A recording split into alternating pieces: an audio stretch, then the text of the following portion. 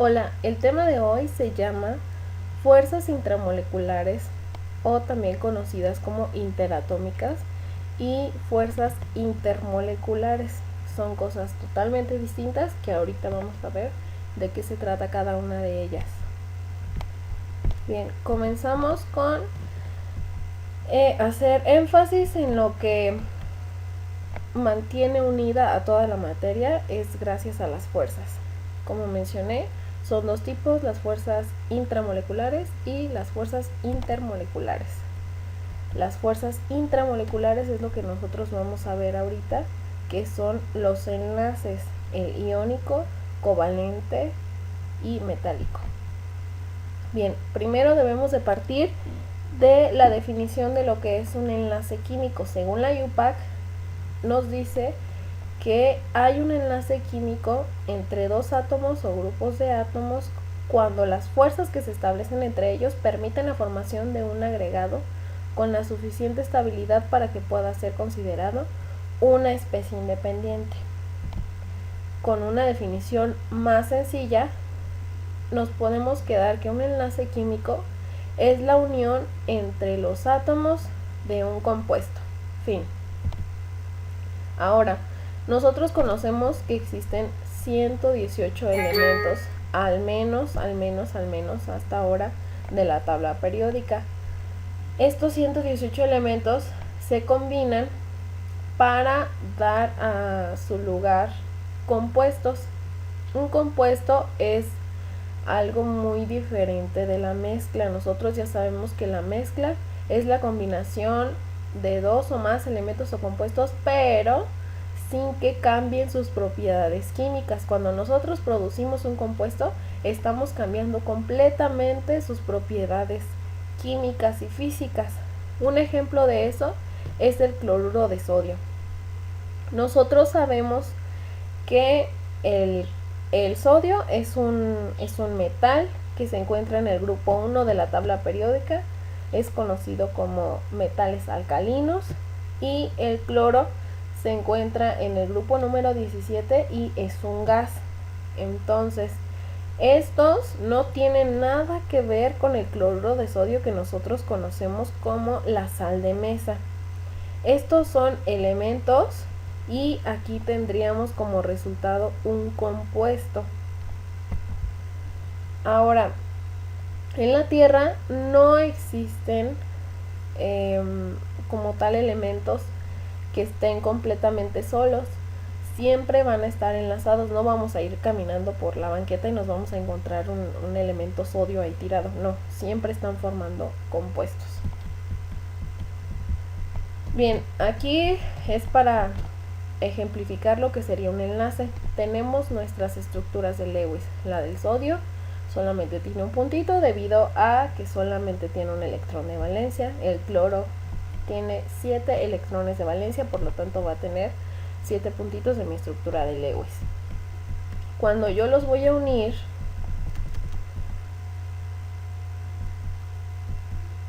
la unión se puede representar por medio de una línea. Esta línea nos está ejemplificando que aquí tenemos un electrón y aquí tenemos otro electrón de mi átomo de cloro y están uniéndose, por eso las puse con los colores diferentes y de manera sencilla nosotros la podemos ejemplificar o representar con una línea. Ahora, ¿qué tipos de enlace hay? Como ya los mencioné en un inicio, tenemos el iónico, el covalente, que a su vez se divide en covalente polar y covalente no polar, y el enlace metálico. Sin embargo, cabe resaltar que no hay reglas estrictas para su diferenciación. Hay varias características que cumplen, pero las reglas no son exclusivas o no son rígidas en cuanto a la clasificación de si un compuesto es iónico o covalente. Tenemos que ver también sus características físicas y químicas, no solamente su fórmula. Ahora, comenzamos con el tema del enlace iónico. Este tipo de enlace se da entre metales y no metales. Los metales los tenemos en color verde y los no metales en color amarillo, que incluye también un poco de los metaloides. Esto es solamente a grosso modo, no es tan específico esta representación. Pero lo que sí es que vamos a tener mi metal y mi no metal. Este enlace es muy importante. Se da por transferencia de electrones, es decir, mi metal le va a dar sus electrones a mi no metal. ¿Esto a qué se debe? A que mi metal va a tener baja energía de ionización, baja electronegatividad y se va a encontrar con un no metal que tiene una alta afinidad electrónica y alta electronegatividad. Ya sabemos qué significa cada una de esas propiedades periódicas y por lo tanto este elemento le va a jalar o le va a quitar sus electrones a mi átomo metálico. Este va a quedar con una carga positiva, es decir, se va a convertir en un catión, y mi no metal se va a convertir en un anión, porque va a tener los electrones del elemento metálico. Ahora vamos a ver un ejemplo. Tenemos aquí a mi sodio y mi cloro, el que forma el cloruro de sodio.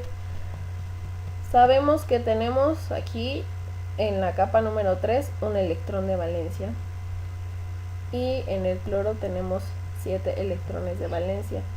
Quedamos que los no metales van a tener una alta afinidad electrónica y una alta electronegatividad, y mi metal va a tener una energía de ionización baja. Entonces aquí los ubicamos también en la tabla periódica, y a la hora que recordamos que los elementos siempre van a querer tener completo su octeto, siempre. Entonces aquí tenemos 8 electrones, entonces al sodio parecería que le sobra un electrón, y a mi cloro parece que le hace falta un electrón para completar su octeto y ser estable. Entonces, ¿qué pasa a la hora en la que en la que el cloro le va a quitar un electrón al sodio? El electrón se va al cloro, y ¿qué es lo que sucede? Mi cloro ya va a tener sus 8 electrones y va a quedar negativo, y el sodio va a tener sus 8 electrones también, pero en una capa inferior, es decir, va a perder una capa. Aquí lo podemos observar.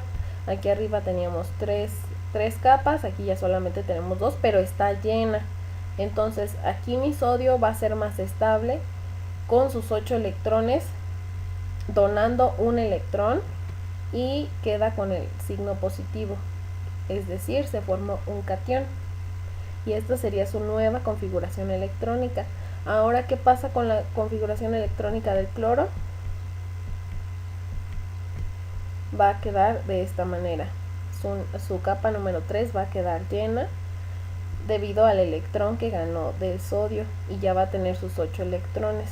Recordamos que los elementos siempre se quieren parecer a los gases nobles. Entonces, en el caso del sodio se va a parecer al neón, y en el caso del cloro va a aparecer la configuración electrónica del argón, que es el que se encuentra más cerquita. Y pues aquí nada más como conclusión, los dos han conseguido la configuración externa que corresponde a los gases nobles, alcanzando su estabilidad. Es por eso que se dan este tipo de enlaces, porque quieren alcanzar su estabilidad y de esta manera la alcanzan. Al cloro le hace falta un electrón que al sodio le sobraba. Aquí podemos ver cómo quedaría mi enlace iónico de manera tridimensional. No podemos tener solamente una molécula de cloruro de sodio que esté solita. Siempre van a estar formando este tipo de estructuras que se le conoce como redes cristalinas. ¿Sí? No lo podemos tener solito, siempre van a estar formando estas estructuras. Aquí tenemos otro ejemplo. Y aquí les muestro otros. Este es el ejemplo de la red del cloruro de cesio y cómo es que se encuentran sus átomos. La blenda de zinc, también aquí tenemos las bolitas grises representan el zinc y las amarillas el azufre.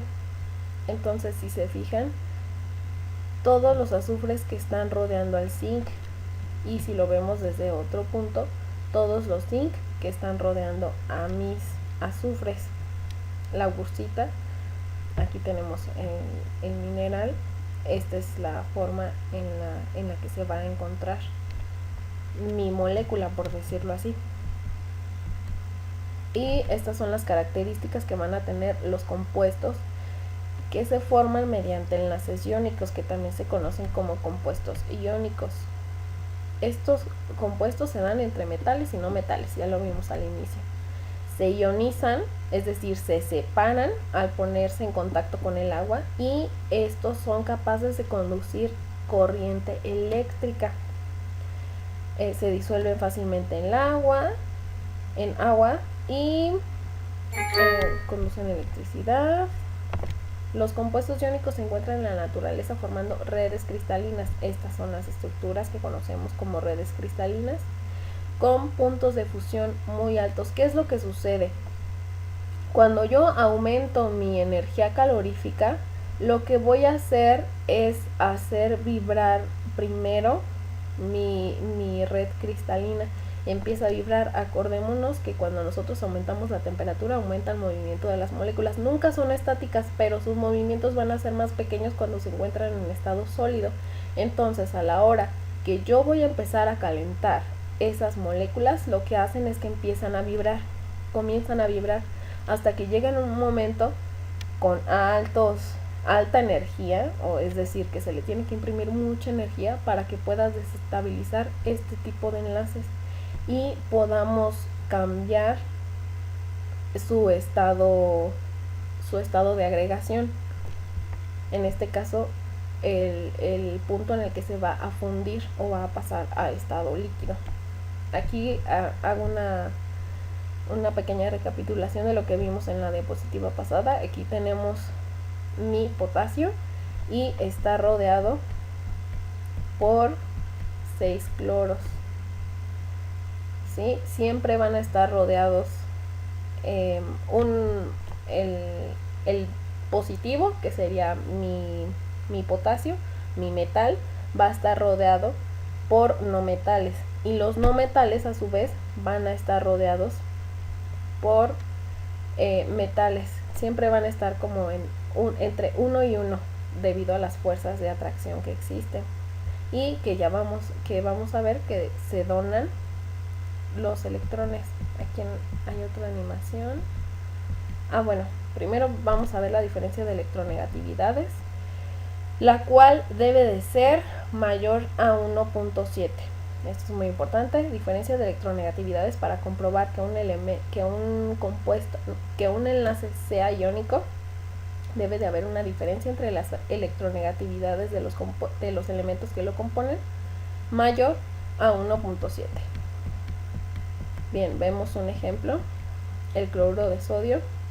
Voy a tomar mi compuesto y voy a anotar cada uno de los elementos que lo conforman. Aquí tenemos el sodio y el cloro. Busco sus electronegatividades. La del sodio es de 0.9, la del cloro 3.2. Y ahora lo voy a restar. 3.2 menos 0.9 me da igual a 2.3. Y esto pues es mayor que 1.7, entonces este sería un enlace iónico. Otro ejemplo con el bromo y el potasio. El bromuro de potasio. Ubico sus electronegatividades, que en el caso del potasio es 0.8 y en el caso del bromo es 3. Los resto y el valor que yo obtengo es mayor o menor que 1.7. Mayor, obviamente. Entonces aquí estoy comprobando que efectivamente tengo un enlace iónico. Aquí vemos una pequeña animación de cómo es que se van donando mis electrones, cómo es que pasa, pierde la capa y pasa hacia el otro formando iones. El flúor se queda negativo, el sodio se va a quedar con la carga positiva debido al electrón que perdió. Bien, ahora ejemplos de enlace iónico, aquí tenemos bastantes. Si se fijan, todos son metal con no metal. Por ejemplo, cloro de magnesio. El magnesio es metálico y el cloro es no metálico. El bromuro de potasio, el bromo es un no metal y el potasio es un metal. Yoduro de potasio, el yodo es un no metal y el potasio pues es un metal. Ahora, como actividad, estos son los elementos que van a calcular las electronegatividades como lo hicimos con el cloruro de sodio. Si tienen alguna duda, me escriben y espero sus actividades.